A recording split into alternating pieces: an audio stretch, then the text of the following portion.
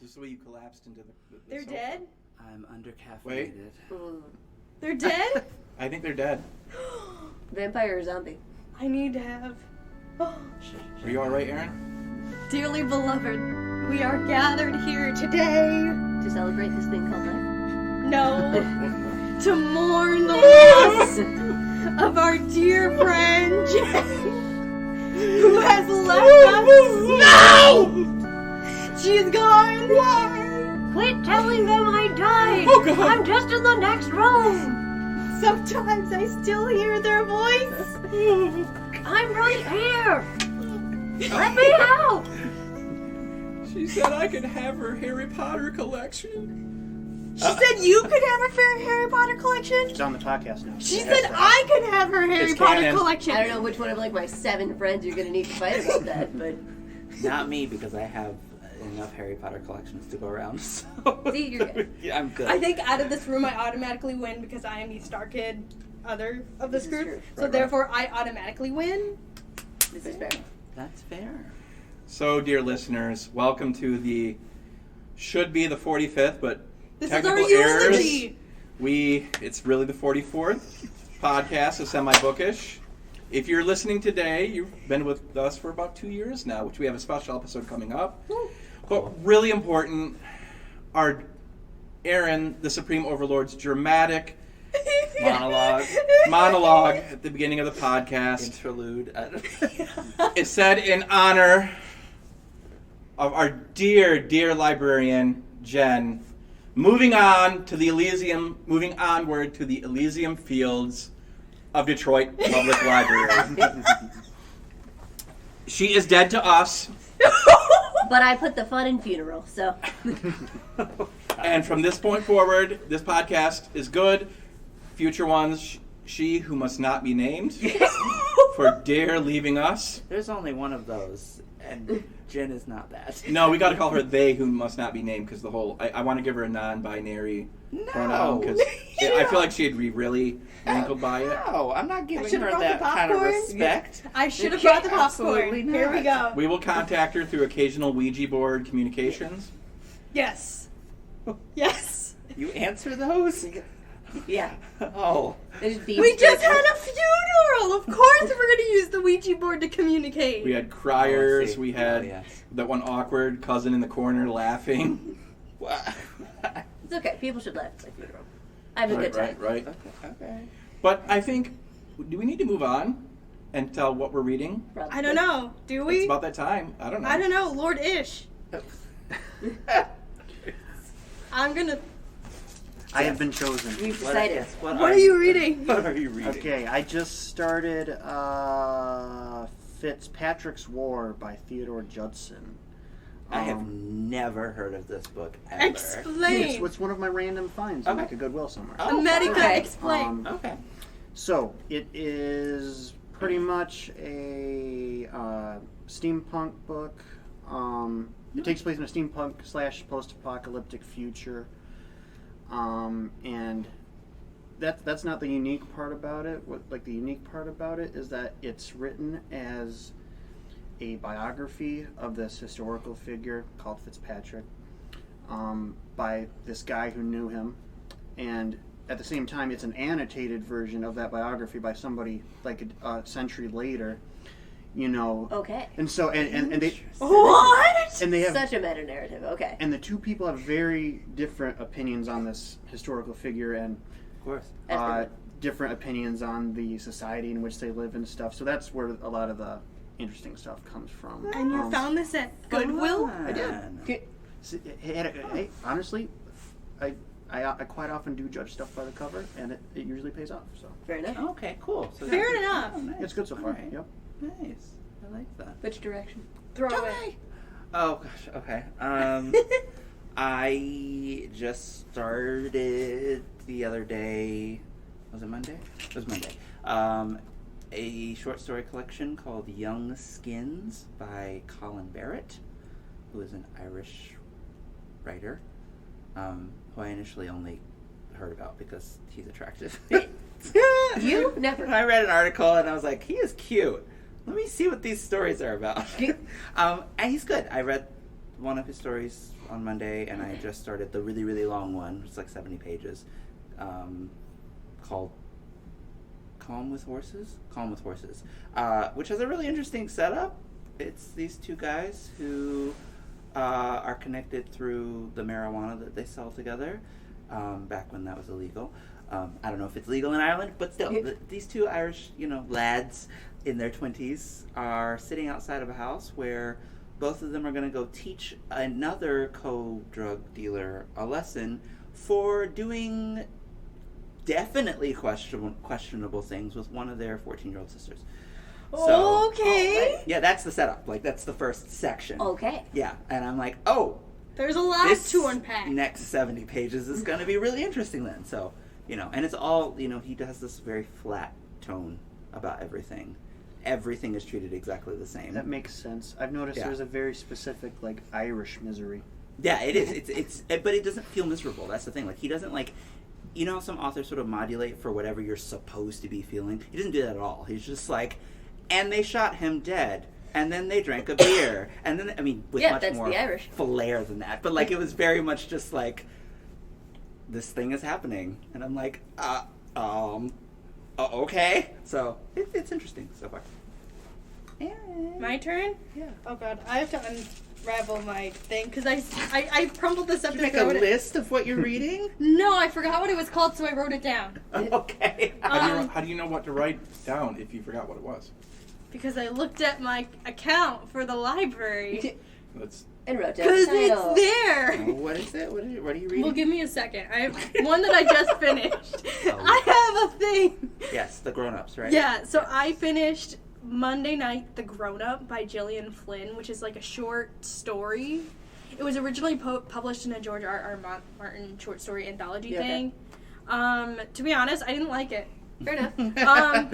So the premise is basically there's a girl and she struggled all her life, blah blah blah, and she's found basically her calling working in one of those shops that just commits a whole bunch of different types of fraud, psychic fraud, reading your tarot reading just to get money, et cetera, et cetera. Yeah. But also there's a whole entire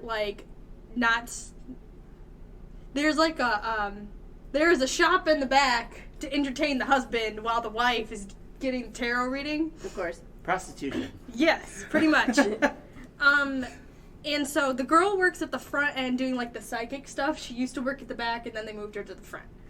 And there's this lady who comes in. From prostitution to fraud. Yeah. Moving It on was the up. weirdest, immediate jump that I can see that happened in, the first 10 pages. And then she turns around and she's doing psychic readings for people. And this lady comes in and her name is Susan.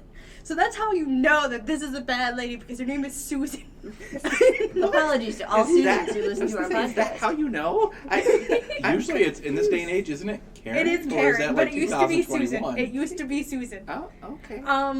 However, Susan takes her to her, the girl to her house, who's unnamed. She has no name. We don't know what her name is. And apparently her house is haunted, and she wants this girl to help her out because she's a psychic, and so she thinks she can help her. And she thinks that her stepson is being possessed. And then when the girl looks into it, online after she's, met the stepson and all this other stuff, and, her stepson's doing weird things, being mean to the cat, etc., etc. Oh. She learns that the story of the house, nobody can see this, but I'm doing the quotations. Yeah. The story of the house has a similar family makeup, 2 sons, maid family, married family. I don't know how to explain it, but it's 2 people coming together and they have 2 separate kids. Nuclear. Brady Bunch stuff. Blended family. Blended. Thank you. That's it. Yeah. And so it's similar makeup and all that fun stuff. And then she turns around and she comes back to the house and she's like, I can't help you, but this is really creepy because the story is exactly the same. And then the stepson comes in and shoves her into a room. And then meanwhile tells her that the mom is calling the cops on her because she stole jewelry. Because apparently the stepson wants her to kidnap him to take him to this paranormal convention in Nashville. And so he's, come up with this whole entire scheme to do this so he can leave. How long is this story? It's 30 pages. And then, This sounds like Stephen King odd. and then, she's like, well, That's Jillian okay, Flynn. that's fine, but the stepson is also telling her that the mom is the one who orchestrated the whole entire thing because the girl like had relations with her husband in the back of that in the back of the shop. And so she's getting revenge. So you never find out who's exactly the one behind the whole entire thing in the first place. Of course. The And reader. it's done so choppy, and I'm sitting there just going, I hate this. This is the most ridiculous thing I've ever read in my entire life. I guess I'll have to read Gone Girl now to see if she can redeem herself, but okay. We'll find out. Anyways, I'm also just now starting What Makes the Dead Move. What Moves the Dead. It's by T. Kingfisher. Oh, okay, yeah, And yeah. nice short TLDR is Edgar Allan Poe modern retelling of The Fall of the House of Usher. Oh. Yeah. And then meanwhile, I'm also playing No Man's Sky. So, yeah. I need to look at that. It's so fun! Anyways, Jen! I just started this morning. Once again, I finished a book before work and started a new one, as you expect to hear me say on this That's on podcast. Brad. Or on Brad. Not anymore. Oh, sorry. Historically. I just started Remind me. Kiss and Tell by Adib Khorram. I'm only about 20 pages in, so I can't say too much of the plot yet. Yeah. But it's about an actual out gay boy band member, like think One Direction, that type of boy band. Okay. And apparently it's going to be some of his journey, like he has just broken up with a boyfriend, he is falling in love with a new man in their opening act. The record label wants him to act as a very certain kind of gay person for the image of the band and all of that kind of thing. And it's just, I like that as a twist. That's yes, kind of nice. so there's just going to be a lot of unpacking of, probably what it means to be quote-unquote a good queer or a good gay Yeah, right. in the setting of this novel. I also just finished Very Bad People by Kit Frick, which is like a dark academia thriller type thing. Oh. This 16-year-old girl's mother died suspiciously 6 years ago. She is now at the private school that her mother went to, hoping to find some answers, and she gets tapped to join a secret society. Like you do. I didn't think the denouement was fantastic in this one, but I really, it was a thrill ride. I was invested in going, so. Cool. Your mileage may vary. Andy. I do want to throw out Gideon the Ninth by Tasmin Moore. I hope Okay. I'm saying her last name correctly. Okay. Yeah. Gideon the Ninth. It was knights and necromancers in space. Mm-hmm. Okay. And I really liked it, but I'm going to leave it there because I like those little preposterous little descriptions of things. Actually, it's lesbian necromancers in space. That is very important. That is a very important distinction. That's interesting. Because that is the literal reason I bought the book. I was like, necromancers in space sounds cool. Lesbian necromancers in space sounds much cooler. Those are the 4 words that I've seen anybody on the internet use to describe this book. Yes, again, that's why I bought the book. I didn't get that. There was one expressing interest in someone, but I never. It didn't seem that strong of a tone. Did you guys read the same book? I did not read the book. I'm just going off of why I bought the book. Yeah. That's all I'm saying. Interesting. Yeah. Read it, then we'll talk. I own it. That is You'll step get to it one. in 5 years when it's no longer cool. I wanted her to keep writing lesbian necromancers in space, so I bought the book so she could have the money to do Right, that, right. and she is. So I'm Mission accomplished. Andy, what else? But I'm currently reading Game Wizards by, who was it? Oh yeah. I forgot his name. the Game author. Wizards. John Peterson. It's another kind of epic battle for Dungeons and Dragons, a history book. Because there's singular threads throughout the development of Dungeons and Dragons that are always there, always present. They don't waver in their what happens. But particularly, I'm interested in the development, the friendship of Dave Arneson and Gary Gygax, and the eventual split.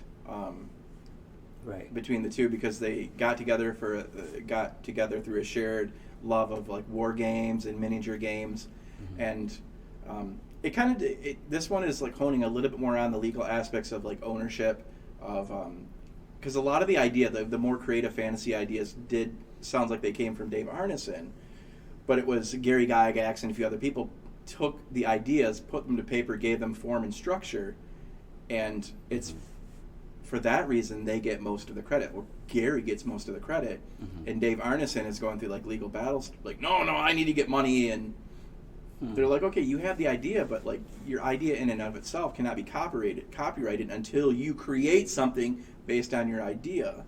Because it's like he had a nebulous idea of what he wanted his fantasy game to be, and it was kind of cleared up by other people, and they're getting the credit.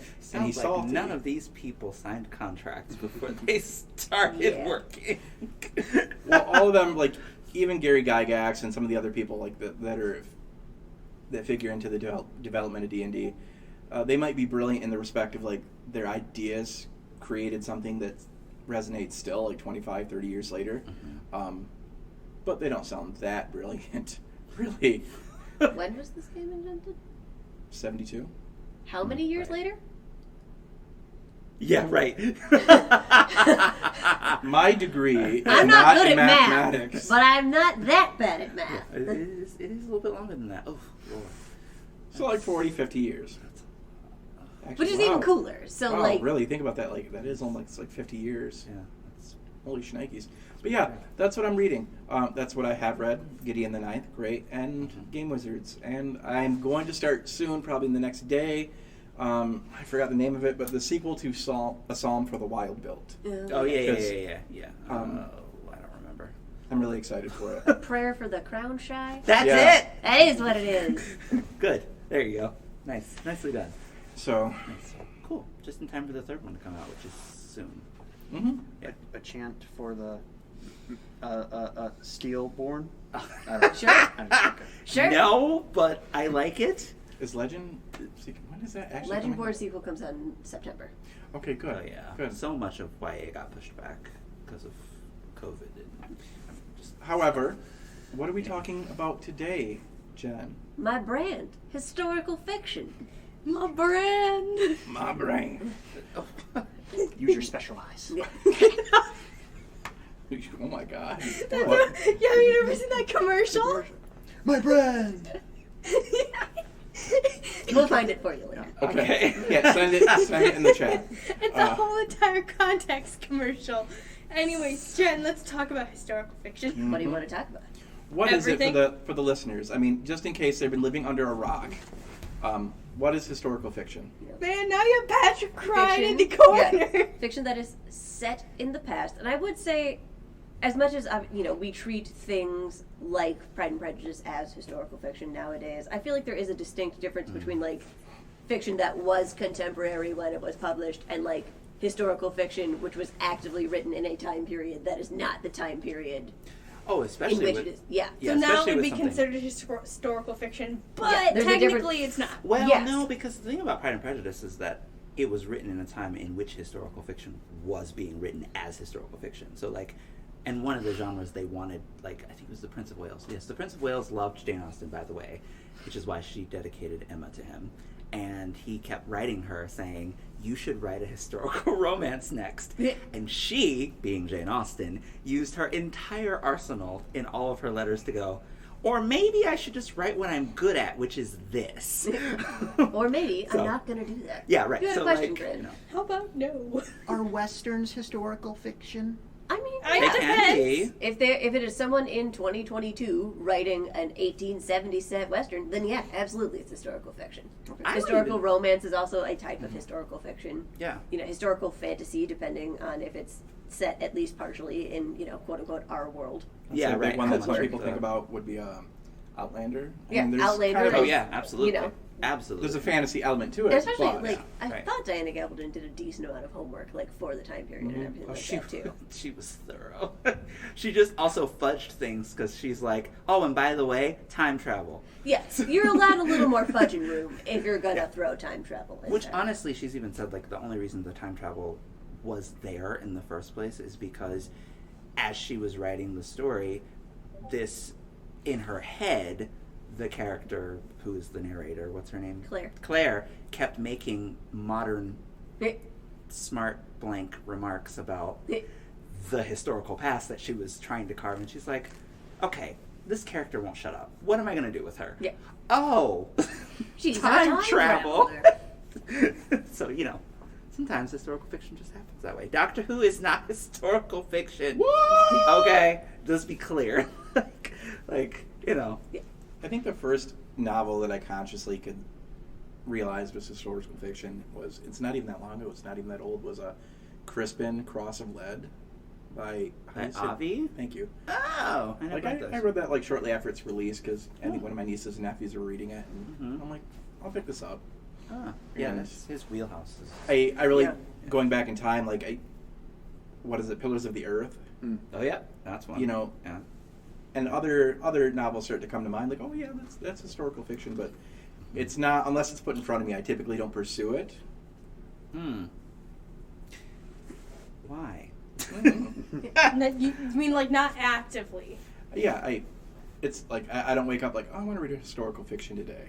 I don't see a cover and instantly fall in love with it. Like, Okay, so as a reverse, yeah, why do you, Jen, actively seek out? I don't necessarily, like, not that I don't enjoy it, like, that when I see historical fiction, that, like, rings my bell more, but I don't necessarily, like, only look for historical fiction either, I will say. Yeah. But, like, I kind of, like, especially, like, given the state of the world the past couple of years. Whatever could you mean? What could I mean? Because there are many possible choices.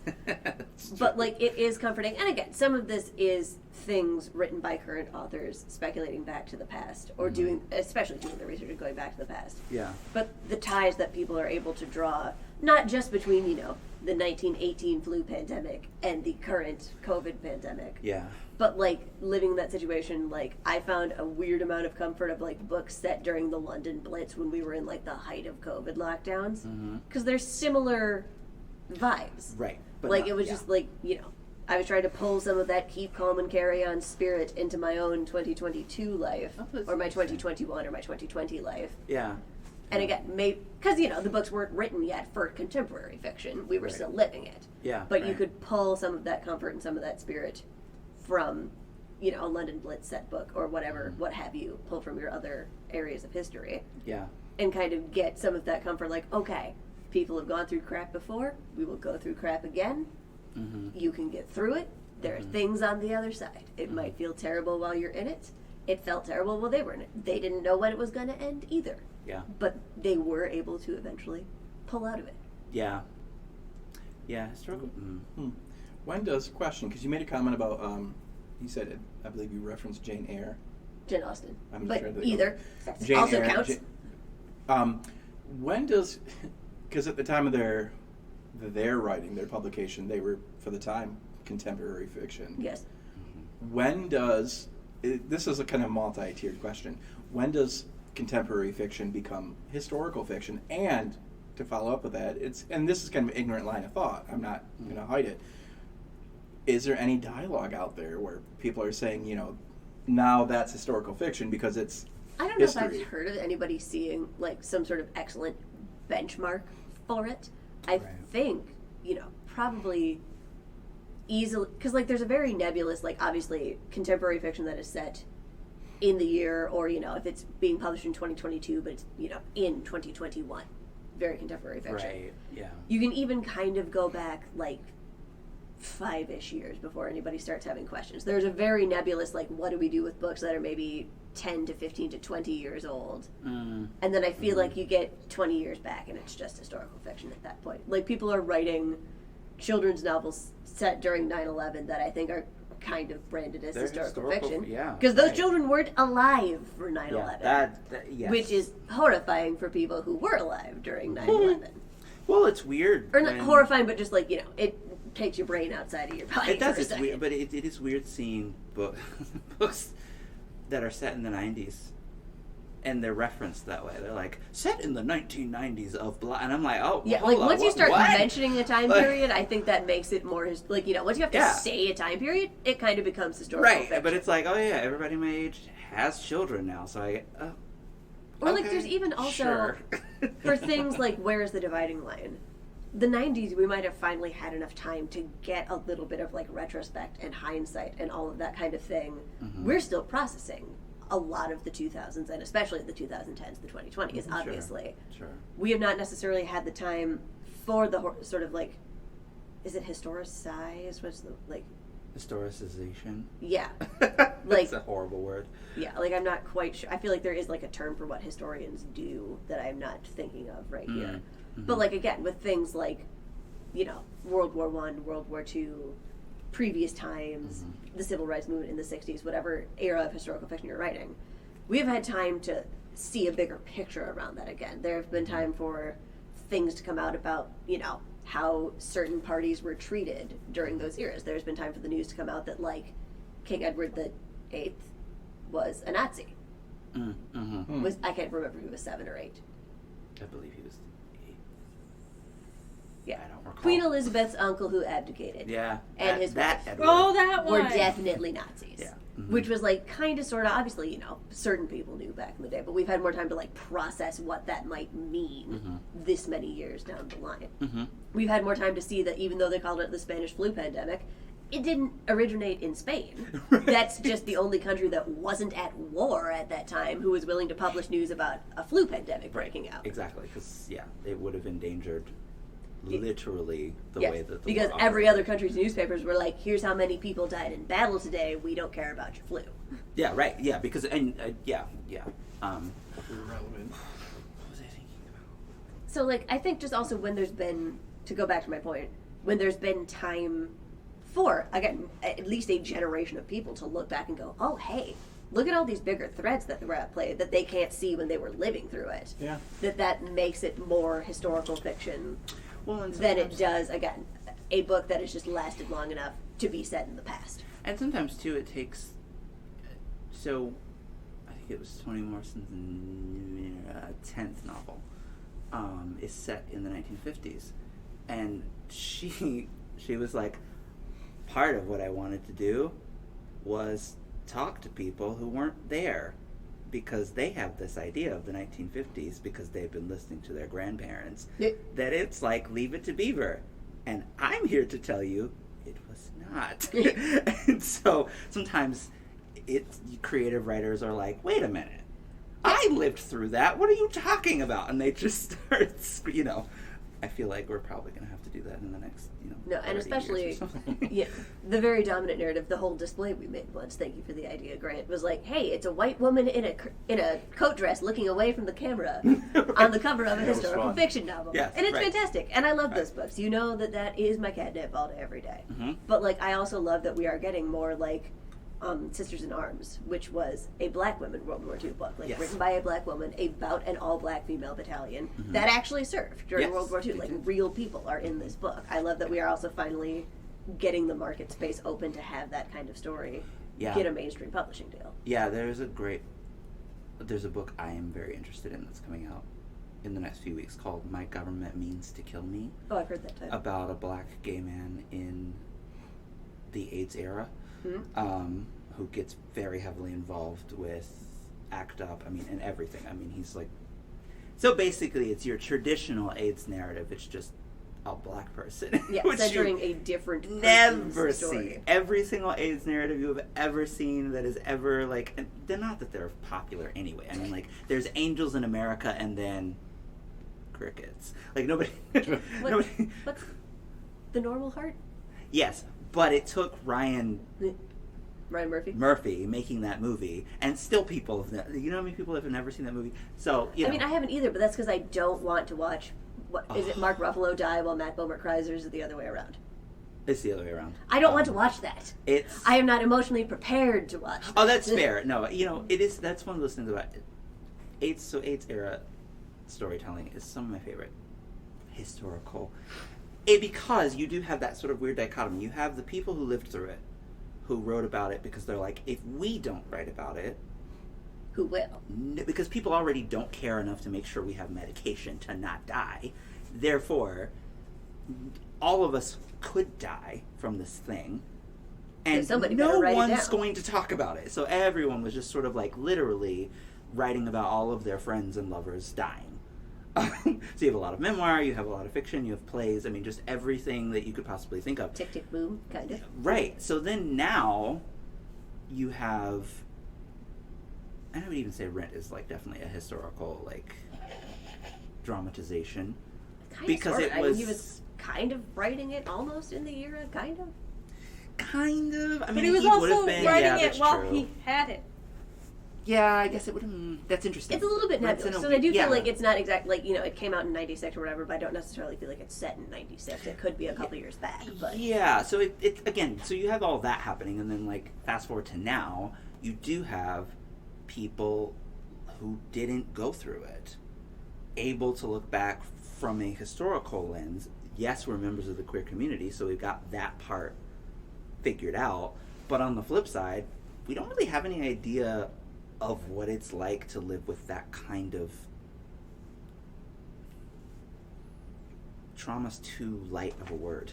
It's just like every day someone's not waking up that you Yeah. may or may not have slept with. That's like It's like a living tragedy. and Yeah. it's and it is, and it's one of those things where it's like, Larry Kramer was very much one of those people who was like, hey guys, here's an idea, stop sleeping with each other. It would kind of help. And Yeah. everyone's like, dude, this is the only way we express ourselves.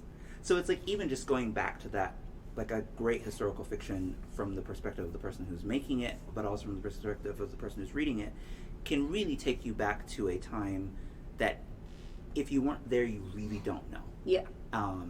And it can situate you, Mhm. to know what it's like to be in a bunker Yeah. and I not think- know yeah. whether you're going to come out of the No, bunker. I think that is alive. like the best kind of historical fiction really does. Again, you feel the bunker shattering around you. Mhm. You feel like you're in the protest march with whoever you're marching with. You Yeah. feel like you are in, again, whatever place and whatever time. You're fighting alongside Washington. You're doing whatever it is that you're The doing. torture scene in Codename Verity, which Yes. I've You're not getting- read many fictional getting novels tortured talking by the about Nazis. people getting tortured other than Game of Thrones. That's a whole other thing. But Medieval that's- torture and Nazi torture are not quite Yeah. the same. That's a whole. Ballpark. That was so like I'm just saying that I can't even like base it on like other Yeah. torture examples, but Yeah. that was Right. No, that was especially pretty with like how heartbeat increasing. understated it kind of is too. Like she's just writing it down in a list basically, and you're like, oh god, that's a lot. Yeah, that's another thing that, like, figuring out how people...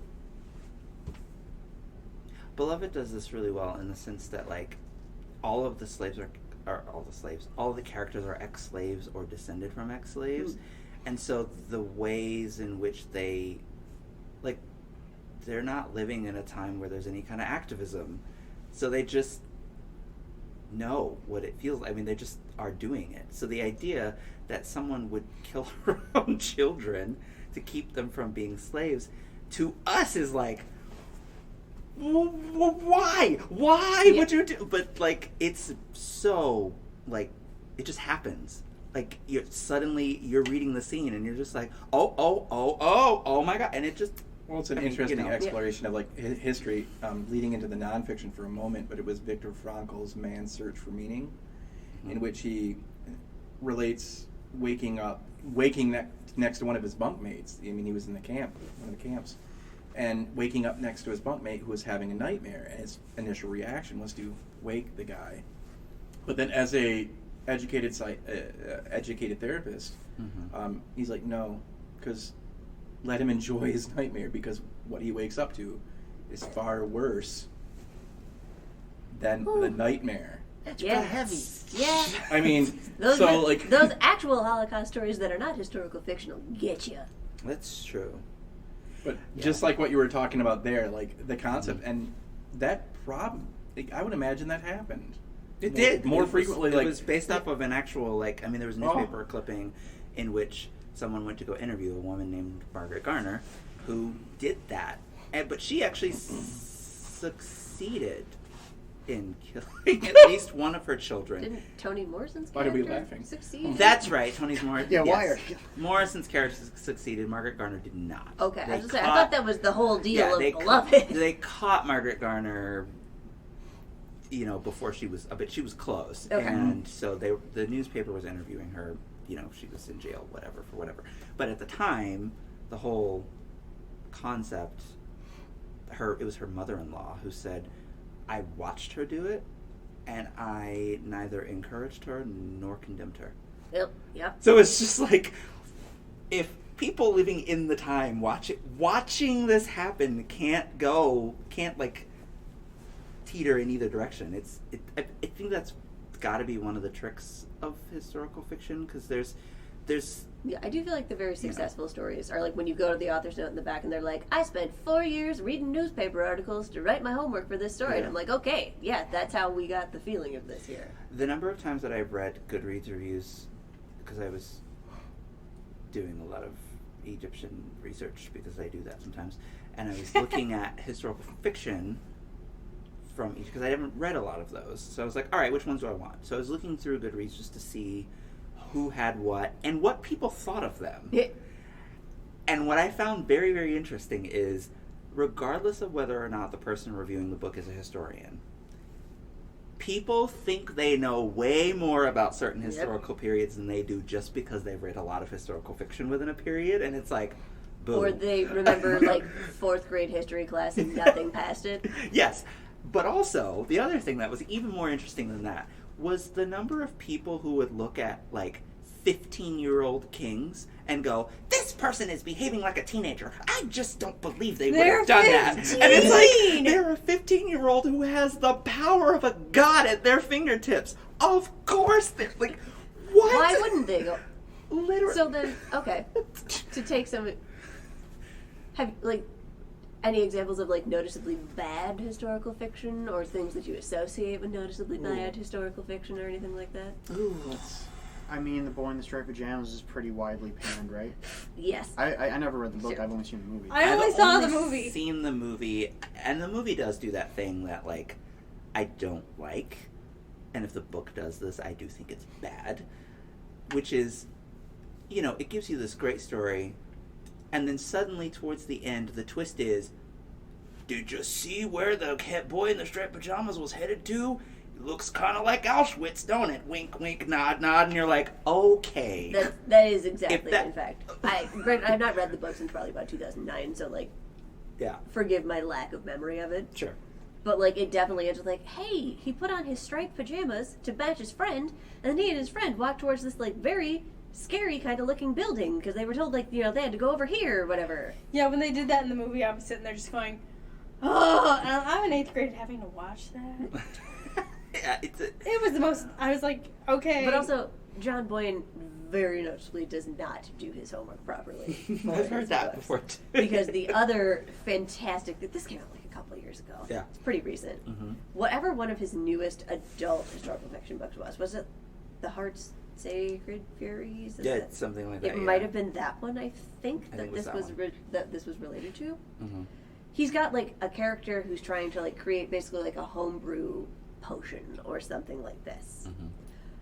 And what he apparently did, and what everyone figured out what he apparently did, was just like straight up Googled like health restoration potion or something like this, and pulled like the first article that just showed up in like the Google bar that pops up. Like not even clicking on an article necessarily, but like you know how Google just sometimes gives you like an answer bar right there. And where was the recipe from, Jen? I don't remember where the recipe was from specifically, but I do know that it was like a Legend of Zelda recipe because it specifically includes an ingredient that only exists in Legend of Zelda games. You're talking about the Heart's Invisible Fury. The Heart's Invisible Furies. That's the That's thing I the- can From think of. 2017. Yes. Yeah, that was a whole. That was such like a mess. there are people who do their homework, and then there's John Boyne. His most recent one is called The Echo Chamber. Yeah, I don't know. A bad example. I don't. Or just again, Read like enough, things I think I of too don't are think. like, you know, oh no, they can't know what kissing is. It's 1840, and they didn't do that. And they slept in separate beds, too. Yeah, it's 1950, so they all slept in separate beds. Or the number of times that it's very obvious that. Black people didn't exist till 1962. Yeah, right. Yeah, yeah. You know, they write this thing, and you're like, Downton Abbey is guilty AF of this. Throw it out. Where I'm just like, so you have a gay character, right? Mm-hmm. I love Thomas. I love how savage he is. I love that he gets to stay savage. I'm glad that you love Thomas because I like that is who he gets to be. Fair enough. Because that gives him something else to be other than just the gay Downton Abbey character. yeah, and because it'd be so easy, and like not that he's not, but like so easy to just make him like the sad gay boy who can't find someone to love. Literally, right. And so it already skirts that Insert line, queen. but by the time they bring in the only black character of any significance, possibly the only black character in the entire show. There's a black woman singer in the movie. That you're not helping. I am not. You are Continue. not helping. He literally is only there, and the characters tell him this. Like, when Mary actually says it, I'm like, thank you. She literally looks at him and is like, you do realize that the only reason that, like, maybe Rose has some feelings for you, but literally the only reason she's doing this is because she hates her mom, and she knows that her mom would really hate if she married you. Just FYI. And I'm like, why? Why? And, like, he quote-unquote does his homework by making the guy an American jazz singer, which is like, that's the only way you could find a way to put black people in early 20th century small town England. Bull. I don't buy it. It is. This is why we can only trust our Lord and Savior Heidi Thomas. Correct. She did do that. Oh my goodness. The movie. Ballet Shoes. Thank you. Which, is that historical fiction? 'Cause I mean, it was Noel written- Streetfield was maybe writing that in the 50s and setting it in the 30s. So like, Oh, that kind of, again. Yes, I'll take it. Yeah. I'll Or like, maybe it was also, because I feel like it was published post-war, but I don't remember this for certain. I know the book itself is set in like 36 or 38 or something like that. Yeah, okay. But I forget when exactly, because I feel like it was post-war that she was publishing, but I don't remember this for certain. Yeah. Book Riot ranks Beloved as one of the the fifth, number 5 on the books of 50 books historical fiction you must read. Well, I mean, Fair. you know. They're not wrong. It's so good. Do you have favorites? I mean, we have already mentioned my favorite, Codename Verity. Love of my life. Right. Look, Is it it's your favorite, or is it your current favorite, or is it Codename just... Verity might be my favorite book of all time. Ooh. Okay, all right. It's well deserved. It definitely. You're right. I'm not gonna. Yeah, I like have I not have read it, but reread it every okay. year since I first read it in 2020. Okay, all right. So, okay, I see. All right. Yeah. I'm a little sad Yes. that it hasn't gone out, because Margie put it up Yes, as her and after Marty's she got loved it as her it. staff pick as we record. Somebody go out there and find it. Yeah, definitely. I do love Kate Quinn's novels. The Diamond Eye was really good. The Rose Code is one of my favorites. She does a very good job writing a good story. I feel like there's more. Then again, I might just need to kind of sit. Like, I always need a second to like sit and process and then throw them at people. But those two would be easily top tier favorites of mine. Obviously, mentioning Heidi Thomas, aka the woman who writes Called the Midwife. Oh, right. That is yes. why she is the only person. Because also, like, listening to her talk about her research process is incredible. Like, she is going back in medical archives, and she's like, oh, like, there's documented, like, written book lines of her saying, Yeah. like, okay, so we know that this season's set in 1961, which means that polio was eradicated, so I can't use that as a disease anymore. I'm not allowed to have that on the table. She's like, but there was, in, like, this area of London, or whatever, like, you know, there was a typhoid outbreak at this time, so I'm allowed to use that, and, but, like, you know, they changed the clothing styles as, you know, things from the 50s change into styles from the 60s. Right, yeah. They've introduced, like, Windrush characters. I believe that's nice. the era to which I'm referring. Yeah. Dumb question. What are Windrush characters? Like, Jamaican immigrants influxing into the UK proper to find work and all of that kind of thing. Yeah, it's known as the Windrush generation. Yes, we've got 2 Windrush characters. Oh, nice. Lucille and Cyril in later seasons. Nice. Very They're proper British names. Yes, they're married. It's great. Nice. Oh, I like.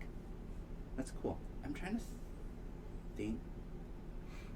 I don't read enough historical fiction as an adult. I read it as a kid. I mean, if you got children's favorites, or if you got, you know, Downton. As I mean, Johnny Tremaine scarred me. It still scars me thinking. Why's of it. that? Well, one, it was the first book that ever made me cry. Like, not just like, oh, you know, a gentle tear strolling down my cheek. No, like full-on sobbing mess. Because this kid is apprenticed to a silversmith. Silversmithing is very dangerous. it sure is. But Johnny is very good, especially for a 15-year-old. He has very steady hands, which the master no longer has. So the master has turned over most of his work to Johnny because He doesn't want to die. he yes. doesn't want to happen what happens to Johnny, which is Johnny takes on a really, really, really challenging thing that the master says, you're good, but you're not that good. So don't. I'll get it done when I have a steady hand day. And Johnny's like, that ain't coming. I'm just going to do this. And arrogantly begins to do it at the beginning of the chapter. And by the middle of the chapter, a silversmithing accident happens, which is described in glorious detail. And it hurts. I'm sure it does. It's just, it's physically gut-wrenching. So, there's that. And that's like chapter 5. Yeah. It's early on. So, Not to interrupt anyone else's turn, please go around after I've interjected one more. Eva Ibbidson's historical fiction. Again, I know everyone loves her for like Witch A Company Witch. of Swans, right? Yes, Company of Swans and all of that.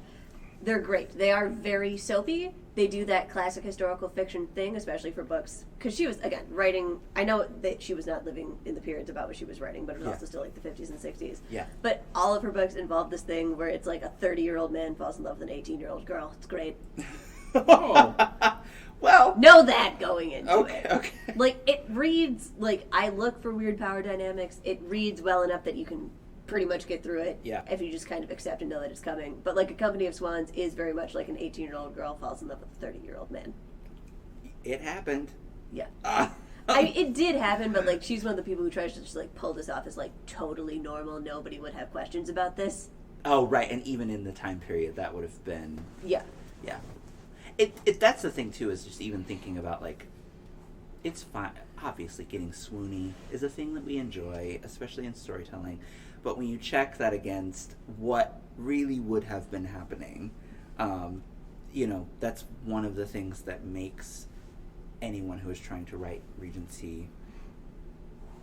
It's what separates the good from the less good. Yeah, it's the people who recognize that, yes, there were people who were falling in love, yes, there were people who were being made to marry, and yes, there were people who were doing both at the same time, but it was a very complicated soup. And so the idea that, that it was so commonplace that people were falling in love with each other and that was a big deal, no. It happened in 6 of Jane Austen's novels, and it wasn't always easy, Persuasion. So, it's... Anyway. There's my whole rant about how people should treat history. One of them. It feels like we're just more like we boiled it down to do your homework. Like, don't just think you know history and write historical fiction. Do a little, like, especially if you have like a very specific, you you want your woman to be a newspaper reporter. Mm-hmm. Well, if you're saying it's 1918 and no women have written newspaper stories, like Nellie Bly was there. Do your homework. Also, don't be afraid to ask the question that you think no one in that time period was asking. I was really, really, really, really wanting to see what a trans character in the 19th dynasty of Egypt would look like, if at all possible. And that led me down a rabbit hole of current, from the last 5 years, Egyptologists, mostly female, asking the very same question, but in history. Like, I'm just trying to do it in historical fiction and cheat. They're not cheating at all because they have to hold up to, like, academic scholarship. And they were going in on, like, 20 to 30 page, research pieces about gender in that very dynasty. And I'm like, I'm not crazy! Oh my gosh! So, Okay, did anybody else have favorites they wish to drop in the chat? Anything that's Rita Sepetis makes me happy in True. life. Oh, It yeah, also that's makes right. me cry. Yeah, you do That's- like her. Yeah. Reasonable. I've heard she's good. I Must Betray You did do that. Yeah. Also weird to call that book set in 1989 historical fiction, but here we are. It's like a... we were Okay, but it talking does about make earlier. sense when you realize what it's about. Stop it. So- I was 1 year old. It does not make sense. No. Put that back. The movie, judging by this weird little, kind of, age discrepancy kind of thing, music that I listened to in high school, that's oldies now. Yep. So, we're talking, contemporary fiction making the jump to now being historical fiction. That's where my mind went. I'm going to see Wu-Tang in, a month to the day. That's oldies. Can they still get around the stage? You gonna hear their knees creaking as they walk around, or? Probably, as long as, maybe one of them comes out with a walker. We'll see. But it's a weird little realization. So it's you gotta admit it. You getting up there, Tony. I get it. All the kids now are listening to music that I was listening to when I was their age. And I'm like, how do y'all even... It's back? Somebody did a TikTok video? Do y'all even know what that song is talking about? Okay, fine. Get your gin and juice life. I'm good. Great, Andy. Yeah. I'd say my. I don't know. Like, I'm not a huge reader of historical fiction either, but I really, really enjoyed Pillars of the Earth, which Andy mentioned. You did, yeah. I read that last year, or maybe it was the year before. Maybe it was 2 years ago. I can't remember at this point. It was right before Dune. I remember that. Yes, it was. That was the thing I had to get through before I started. So, Fair enough. I mean, that just kind of has everything you'd want. You know, It's a big book. it's It's a good massive. size. All It's of a them tome. are very. Yes, and I still need to move on to the others. Feels like a good saga situation. No, that's great. It covers a lot of ground. And since westerns are historical fiction, Yeah. True Grit, I really, really love. I feel like that doesn't get the credit it deserves. I've heard it's really good. It is really good. Kind of in a similar thing, definitely a darker counterpart to that. Blood Meridian, Cormac McCarthy. I think, yeah. That's like one of my all-time favorite ones. The Painted Bird by the guy, I can't pronounce his name. He's Polish. It's a Holocaust book. He lived through the Holocaust, but it's a fictional story. Okay, yeah. It's harrowing, but What's it's the The Painted Bird. It was actually recently turned into a really good movie. It's like 3 hours long, but if you have the time, sit down By and watch it. Jersey Krasinski. Those Holocaust stories are. Which okay. Sorry, go ahead. Oh, I was just gonna say, going back to the Irish person you're reading. Oh yeah. The Painted Bird is told in a very flat tone, and that kind of makes it even more. Oh yeah, it does. Oh, Night by Elie Wiesel, which is not his fiction, Also told but very it has a flat. very like Very flat. there's no ornamentation whatsoever, and it's only like 90 pages. It is very bleak. It is very But when flat. you read it, you're like, "Thank you, I don't need your ornamentation because this hurts enough." Like, Yeah. Like, This it makes would me almost- want to rip my heart Yeah, out. it and would burn kind of hurt almost if some of those stories were told with like a very descriptive Yeah. style. Yeah. Like it wouldn't have the power it has. Yeah. that's exactly. If they were right. trying, and like you don't need to dress it up. There is No, Just kind of everything presents it to you. Yeah. Like, what's to dress up? I mean, Do you think, though, with reference to like any Holocaust books, World War II books, do you think that's an overdone era of historical fiction? no, and I will say this only. I say this strongly to point out because it's the same thing like with slavery. I don't read a lot of slavery books. And after reading Beloved, I feel like I don't have to. Because you probably I got the don't- best one. Right, because I don't like going there. Like, I'm just like, I do not need to spend every year angry at white people. I work with too many of you. Thank you. We It love just- you too. But seriously, that's what slavery narratives bring out in me. So I don't read them because I'm like, I got it. Thank you. But on the flip side, I can read agency narratives all day long. It's the idea that it needs to keep being cultivated because if we don't, we will lose it. because there, and also especially for like World War II and the Holocaust, there is a far too high percentage of like Holocaust deniers out there. Yes, And some of exactly. them, I think, are, they might genuinely just be like 12 and not fully get it yet. But some of them are grown adult people who should know better. It's who kind are of older weird. than we are, who could have had relatives. Again, Well, like and the- my grandpa was alive during World War II, but he was like 6, so it doesn't Yeah. quite Right, but the have Holocaust same. generation themselves are Dying. dead. I mean, there's maybe like 2 more people left. I mean, like they're not Yeah. here no No, more. they are Like, they're not quite dying. They're pretty much gone. They're pretty at this much point. gone, And right. if we lose those narratives yeah. and So- we allow Holocaust denial to come up Mhm. in more popular culture, we are heading down a terrible road. I get how some of like the, it's a plucky World War II resistance woman. Like I get how some of that might be kind That's of just marketing. Yeah. yeah, reaching its zenith. I get if that's not everyone's preferred genre and Mm-hmm. they want to branch out from there, but like I feel like Holocaust stories specifically I think it's like need to have there them. is an overabundance. Also, I might need to tap out very soon because some of us have another. She's guest she shift. already leaving us, y'all. It's just too much. Okay, There's as she like- walks out, Yes. we had a special one for you. Okay. Oh no. The third one is a wild card. Oh no. Smack. Oh no. Would you rather snog, marry, Avada Kedavra, Charles Dickens, Oh. John Boyne, or Philippa Gregory? That's who I was gonna go with. Forgot about her. Oh, don't get me. I know she's not particularly I am historically accurate. correct. But I've never read any of her stuff, so I don't have an opinion. Like I Sure, don't the know other this- boiling girl. Yeah, like I know that they're all ridiculous, but at least they're like so. Read Wolf Hall instead. Skip the Okay. other bullet. Did we just give Sorry. Tony a headache? Yes. just But I want to kill both Charles Dickens and John Boyle. Oh yeah, right. I knew you were going to say that about Dickens. listen. You put the poison lipstick on. Yeah. You kiss All one of right. them, and there they go. Listen, I'm gonna snog and have a great time with Dickens because baby Dickens was so cute. So cute. And also, he was a terrible husband. So don't want to marry that guy. Yeah. John Boyne, honestly, I'll marry him just because that means I get to spend some time in Ireland, and maybe I can help correct his tendency to just Google things. He did recently, you know, within the past few years, came under fire for rejecting the term cis. Because I am not a cis man. I reject the term cis. I am just a man. He's a member of the UK, and they all have bees in their bonnets about anything trans. So you know, there's that. And I'm gonna definitely AK Philippa Gregory because boo, you trifling for what you did to the Boland sisters. They did not deserve that. That was mean. That's fair. I get it. She's built her whole career off of those women, but like, girl, bye. Leave them alone. As she leaves the building, I must. goodbye, I'm not leaving Jen. the building. I have to go to the reference desk. You are hardly leaving the knew podcast. No. Wait, who's Jen? I've forgotten already. Wow. Dearly That's beloved, right. we are once again gathered here. Don't miss me too much. You know what's gonna happen? If you need talk to the library, they'll know where to find me. If you Our need. numbers are gonna go down. They will. Oh, thanks. I know my word. Ow.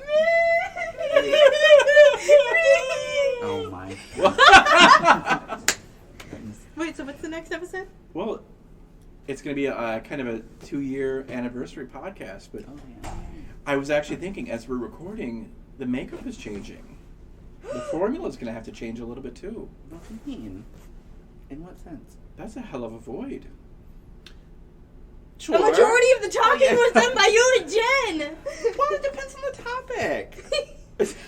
Just have to choose, you know, more generative subjects. She's got, figuratively, big boots to fill. Yeah. Are the boots made for walking? Okay. And whose bed has those boots been under? Are you hinting at something? Or... Did you just catch your face?